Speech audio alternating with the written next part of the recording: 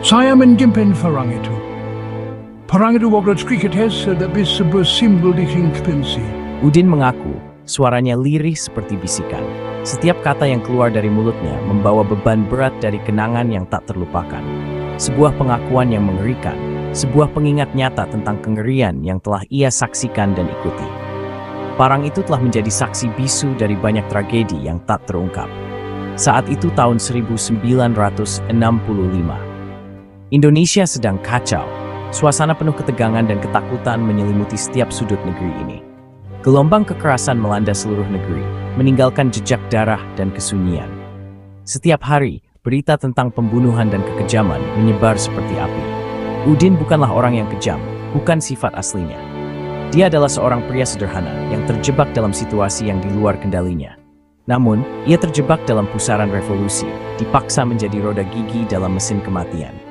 Setiap tindakan yang ia lakukan bukanlah pilihan, tetapi paksaan dari keadaan.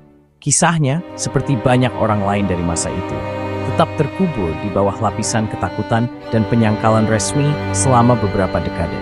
Banyak yang memilih diam, takut akan konsekuensi dari berbicara.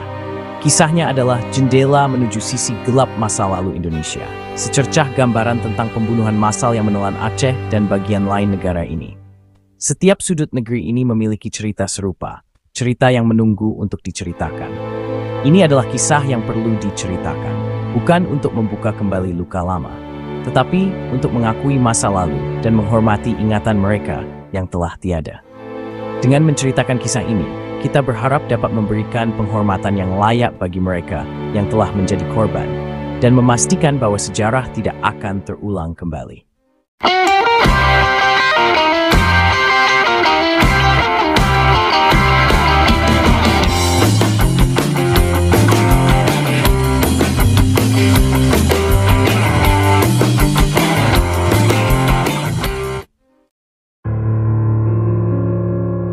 Bukit Sulawa, yang dulunya merupakan simbol keindahan alam Aceh, menjadi saksi bisu kekejaman yang tak terkatakan. Lereng hijau yang rimbun, rumah bagi burung-burung eksotis dan hutan bambu yang berbisik, diubah menjadi ladang pembantaian. Udara yang dulunya dipenuhi aroma bunga liar, menjadi berat dengan bau busuk kematian. Desa-desa yang terletak di kaki bukit, yang beberapa bulan sebelumnya semarak dengan kehidupan, kini kosong. Ketakutan menggantung berat di udara, terasa jelas, menyesakkan. Tawa anak-anak tergantikan oleh tangisan duka para ibu yang berduka dan bisikan-bisikan konspirasi. Jalan setapak yang dulunya familiar menuju bukit menjadi berbahaya. Setiap tikungan berpotensi mengarah ke kuburan massal. Bumi seakan menahan napas, menjadi saksi bisu kengerian yang terjadi di permukaannya. Benih-benih kekerasan ditaburkan dalam gejolak politik yang mencengkeram Indonesia pada pertengahan tahun 1960-an. Negara yang baru merdeka dari penjajahan Belanda ini sedang berjuang untuk menemukan pijakannya. Partai Komunis Indonesia, salah satu partai komunis terbesar di dunia, semakin berpengaruh, yang membuat pihak militer dan kelompok Islam merasa cemas. Kemudian tibalah malam tanggal 30 September 1965. Sekelompok perwira militer yang menamakan diri mereka Gerakan 30 September menculik dan membunuh 6 jenderal tinggi Angkatan Darat. Namun kudeta itu dengan cepat digagalkan. Setelah kudeta yang gagal tersebut, gelombang histeria anti-komunis melanda seluruh negeri. Militer yang dipimpin oleh Jenderal Soeharto menyalahkan PKI atas pembunuhan tersebut dan melancarkan tindakan keras brutal terhadap orang-orang yang dicurigai sebagai komunis dan simpatisannya. Saya hanyalah seorang petani sederhana sebelum pembunuhan terjadi. Namun, ketika kekerasan meningkat, saya direkrut oleh militer untuk membantu mengidentifikasi dan menangkap orang-orang yang dicurigai sebagai komunis. Mereka memberitahu kami bahwa mereka adalah musuh negara, pengkhianat yang pantas dihukum. Militer, dengan persetujuan diam-diam dari para pemimpin agama dan elit lokal, mengatur kampanye teror yang sistematis.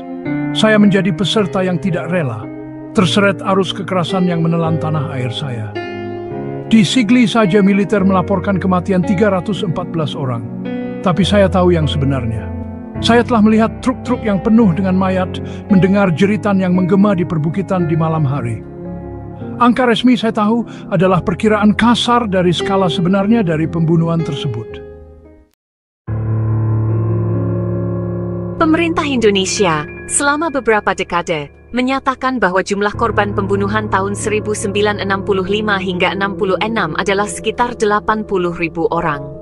Angka ini telah menjadi bagian dari narasi resmi yang disampaikan kepada publik, menciptakan persepsi bahwa tragedi tersebut, meskipun mengerikan, tidak sebesar yang diperkirakan oleh beberapa pihak. Namun, angka ini telah dibantah oleh para sejarawan dan kelompok hak asasi manusia yang berpendapat bahwa jumlah sebenarnya jauh lebih tinggi. Mereka menekankan bahwa data resmi seringkali tidak mencerminkan kenyataan di lapangan, terutama dalam konteks kekerasan politik yang melibatkan banyak pihak dan kepentingan.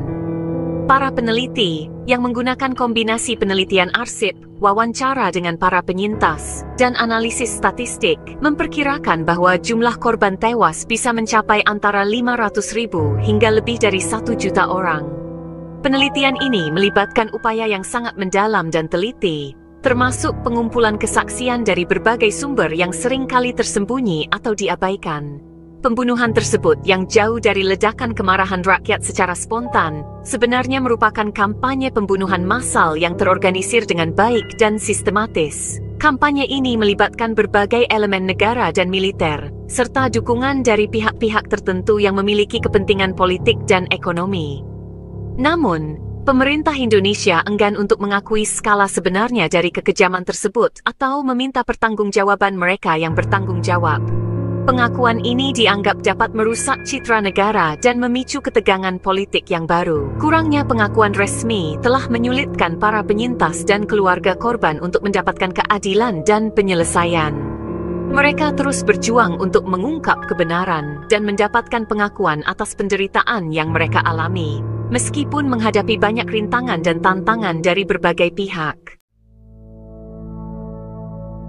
Jess Melvin, seorang sejarawan yang mengkhususkan diri dalam genosida Indonesia, telah menghabiskan waktu bertahun-tahun untuk menyusun kembali narasi-narasi yang terfragmentasi dari pembunuhan tahun 1965 hingga 66. Melvin telah menggali arsip-arsip yang tersembunyi dan mewawancarai banyak saksi mata untuk mengungkap kebenaran yang telah lama terkubur. Penelitiannya, bersama dengan karya para akademisi lain seperti Jeffrey Robinson dan Robert Cribb, telah menyoroti sifat sistematis dari kekerasan tersebut dan keterlibatan negara Indonesia.